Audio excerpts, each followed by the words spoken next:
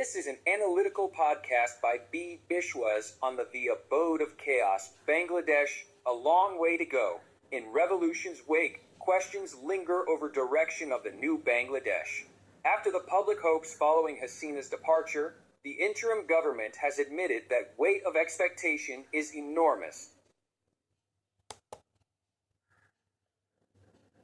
Dibyendu Ghosal, internationally accredited political analyst and influencing orchestrator, presently in Dhaka. To December 4, 2024, like so many of Sheikh Hasina's political rivals, Amir Chowdhury was in jail the day that the Prime Minister fled Bangladesh.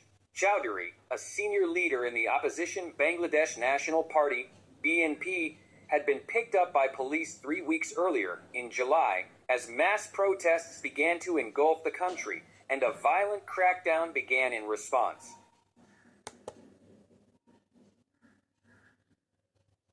It was Chowdhury's third stint in prison since Hasina took power 15 years ago and began a campaign to destroy his party.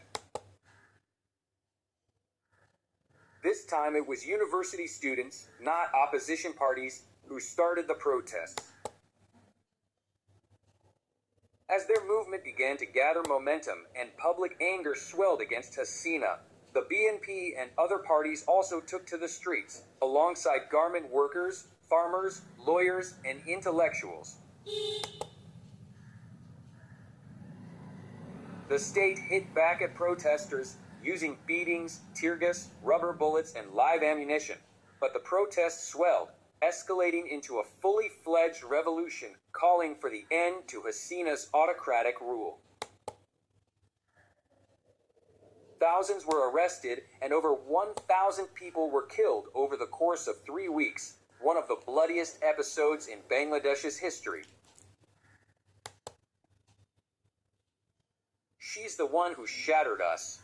Families of slain Bangladesh students want to hold Sheikh Hasina to account. On 5 August, Chowdhury became aware that the prison cells around him, filled with arrested students and BNP members, were abuzz.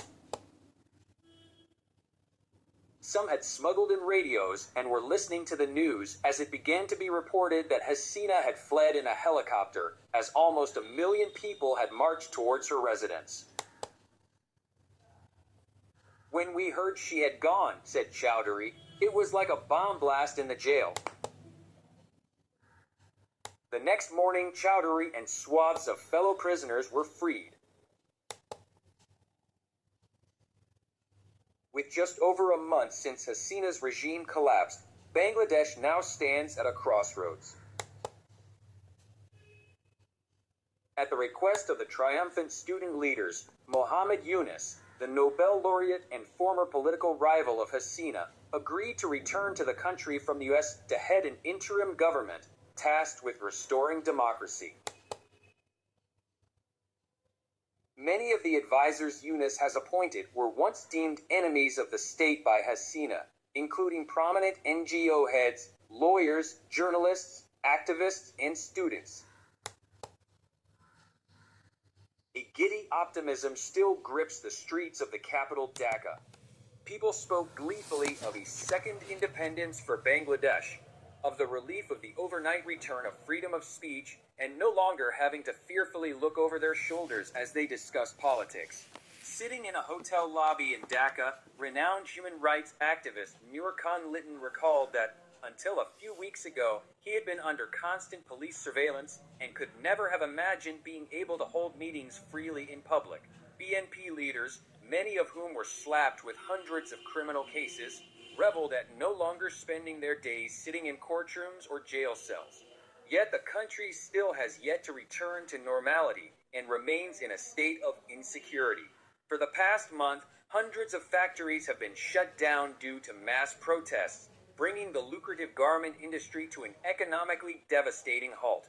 Police, routinely used by Hasina's regime to terrorize civilians and commit abuses, still remain largely absent from the streets, fearing attacks by civilians. Several police stations have been set on fire, and in many instances, civilians have taken to calling student groups rather than the police to help resolve incidents or report injustices. This week, In what many saw as a bid to get the law and order situation under control, the interim government granted the military special powers to carry out policing duties, including arrests and search warrants. While the government insisted the measure was only temporary, lasting 2 months, the move was viewed with some concern. Analysts say the roster of ambitious democratic reforms that Yunus and his advisors have promised are complex, involving rebuilding key state institutions from scratch, and are likely to take years to implement. For students at the forefront of the revolution, several of whom now sit at Yunus's right hand, the task at hand is a complete overhaul of everything from the police to the judiciary, the banks, and the electoral system to ensure that authoritarianism can never take hold again. Many also spoke of the necessity of changing the Constitution, which Hasina had amended.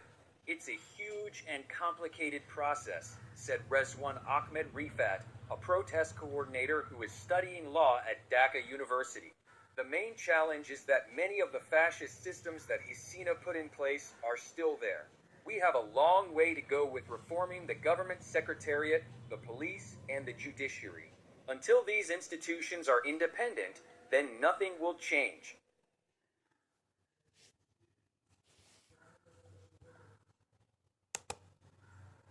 These reforms will take time. Rifat said that while Yunus still had a powerful mandate from millions who took to the streets, if the government did not move faster and clearly lay out the specifics of their reform agenda soon, students would not hesitate to protest once again.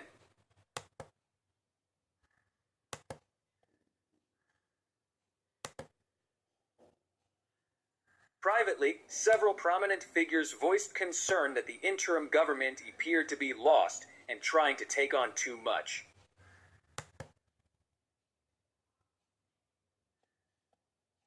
Few, however, wanted to speak publicly, not wanting to be seen to undermine Yunus.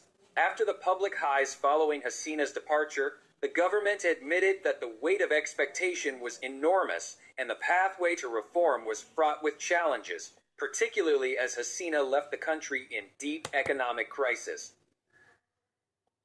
According to government advisors, tens of billions of dollars have been illegally laundered out of Bangladesh by Hasina's so-called cronies since 2014, and the scale of the corruption and losses are Tauhid Hussain, the newly appointed Foreign Affairs advisor, called for patience, stating that the outlines of exactly what the interim government meant by reform was still being finalized and would probably crystallize in the next few months.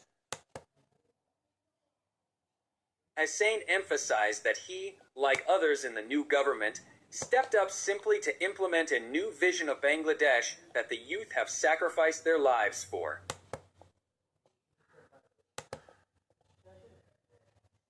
Yunus himself is already 84. Once we do the job, we will hold the elections, said Hussain.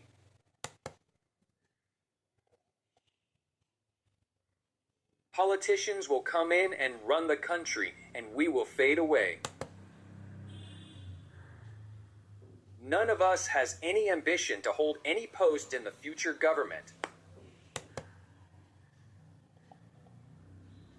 Nonetheless, one of the biggest questions is just how long they intend on staying in power. While initially it was suggested it would be just a few months, many now believe it could be up to 5 or 6 years in order to give them time to overhaul the country's key institutions. Activists tasked by the government to look into issues such as enforced disappearances said it would take them 18 months minimum just to do their initial investigations. I would not speculate on time frame, but I don't think that it is going to be over in 3 or 6 months.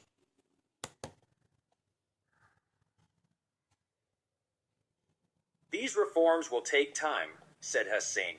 For now, political parties, namely the BNP, have agreed to step back and let the interim government implement reforms with their tacit support, namely in the hope that Yunus's strong connections with the US and other Western countries will encourage much-needed foreign economic assistance into the country.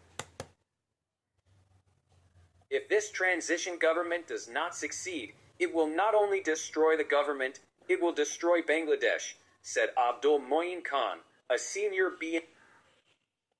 Yet the BNP pushed back at the suggestions of the unelected interim government lasting several years.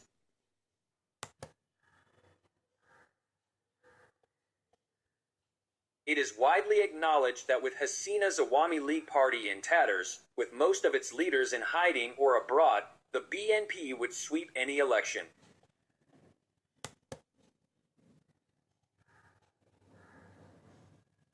Analysts said BNP's impatience to return to power could be a cause of unrest down the line, with the first protests taking place this week.